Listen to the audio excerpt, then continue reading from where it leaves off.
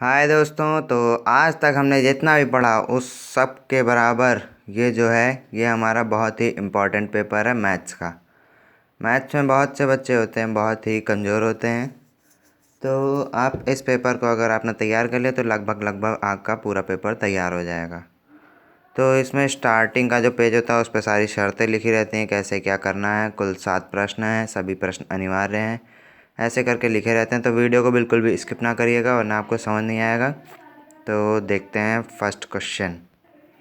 तो first question है हमारा, प्रत्येक खंड के उत्तर के लिए 4 विकल्प दिए गए हैं जिनमें से केवल एक सही है। सही विकल्प छांटकर उसे अपनी उत्तर पुस्तिका में लिखिए।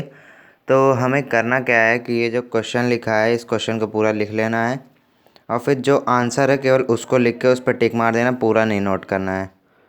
तो ये पहला हमारा 1 नंबर का है। नेक्स्ट देखते हैं।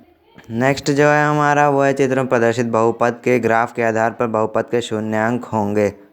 ये जो हमारा ये ग्राफ बना है इसमें कितने शून्यांक होंगे ये बताना है।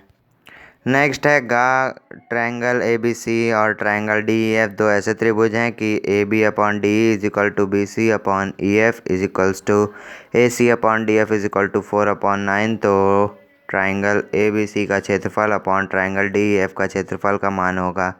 इसका जो मान होगा वो हमें लिखना है, ये भी 1 मार्क्स का है। तो बहुविकल्पी हमारे 5 6 आते हैं, 5 या फिर 6 आते हैं, सब 1 1 मार्क्स के होते हैं। तो पहला क्वेश्चन हमारा टोटल हो जाता है 6 मार्क्स का। नेक्स्ट है सभी खंड कीजिए। ये क्वेश्चन दिया है कि किस मान के लिए युग्मत, ऐसे ही क्वेश्चन दिए होंगे आपको सॉल्व करने हैं। ये दूसरा भी 1 मार्क्स का है, दूसरे का पहला, और दूसरे का दूसरा भी 1 ही मार्क्स का है, तीसरा भी 1 ही मार्क्स का है, चौथा भी 1 ही मार्क्स का है। तो दूसरा हमारा 4 मार्क्स का हो गया, पहला 6 मार्क्स का, दूसरा 4 मार्क्स का। ये जो पेपर मैं आपको दिखा रहा हूँ अगर ये आपने तैयार कर लिया तो आपका लगभग लगभग पूरा पेपर तैयार हो गया। नेक्स्ट देखते हैं। अब शुरू होते हैं हमारे 2 2 नंबर वाले। 2 2 नंबर वाले तीसरे से हमारे शुरू होते हैं। तो जो क्वेश्चन जैसे दिया है वैसे ही करना है, सारे इसमें क्वेश्चन करने हैं, कोई अथवा में नहीं करना है। तो लगभग लगभग आपको सभी आते ही होंगे। पहला जो है वो समांतर श्रेणी का है, दूसरा भी उसी का ही है, तीसरा वृत्त चैप्टर का है, चौथा भी वृत्त चैप्टर का है, और चौथे का जो का है ये वाला, ये हमारा यूक्लिड विभाजन पहले चैप्टर का है ये।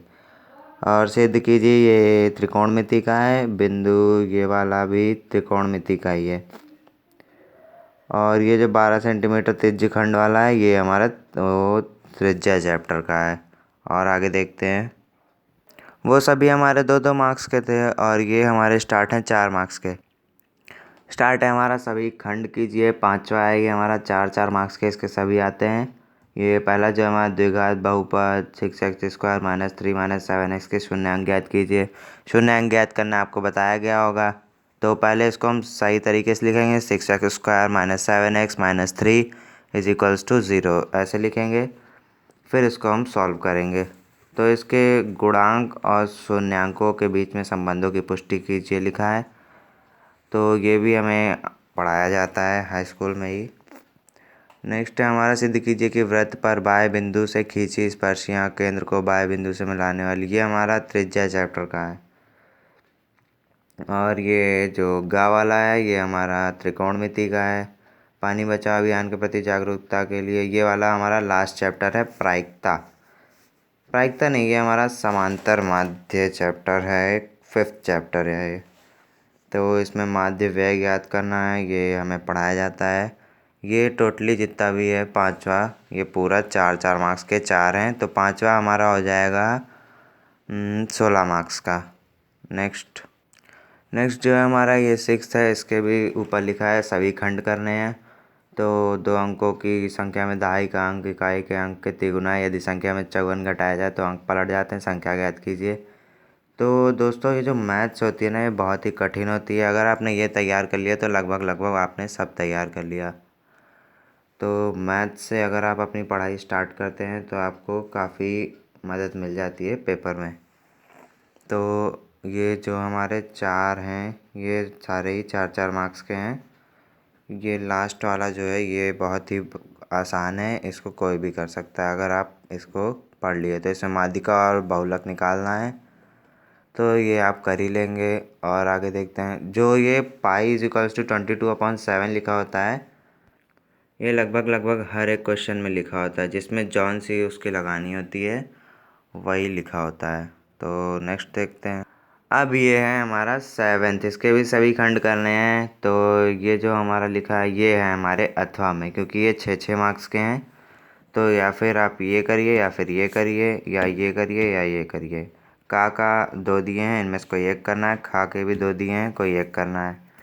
तो आप देख सकते हैं युगपत समीकरणों के युग्म 3x + y - 12 तथा ये जो लिखा है इसको आपको हल करना है। त्रिभुज का क्षेत्रफल ज्ञात करना है और जो रेखाएं x अक्ष से बनती हैं वो भी ज्ञात करनी है। और अथवा के बाद जो है इसमें मूल की प्रकृति ज्ञात करना है और इसे हल भी करना है। तो ये जो पहला वाला है इसमें आप अगर सेकंड वाला तैयार कर लेते हैं तो ये आपको ज़्यादा मार्क्स दिलवा सकता है। और देखते हैं, ट्राइंगल ABC को खींचिए जिसमें AB = 6.5। हाँ, ये भी बहुत आसान है, पर इससे आसान ये है क्योंकि इसमें केवल एक लाइन खींचनी है और A को केंद्र मानकर 4 सेंटीमीटर त्रिज्या। अगला जो मैं वीडियो डालूँगा उसमें मैं आपको ये वाला समझा दूँगा। तो इतना हमें ये मैथ्स का पेपर है, ये अगर आपने ये रेडी कर लिया तो आपके लिए बहुत अच्छा है। बहुत से बच्चे क्योंकि मैथ्स के पेपर में फंस जाते हैं। तो चैनल को सब्सक्राइब कीजिए, लाइक कीजिए, कमेंट करिए अगर कोई प्रॉब्लम हो तो। और इसके अगला वाला वीडियो ज़रूर देखिए क्योंकि मैं उसमें ये वाला सॉल्व करके दिखाने वाला हूँ। Thank you.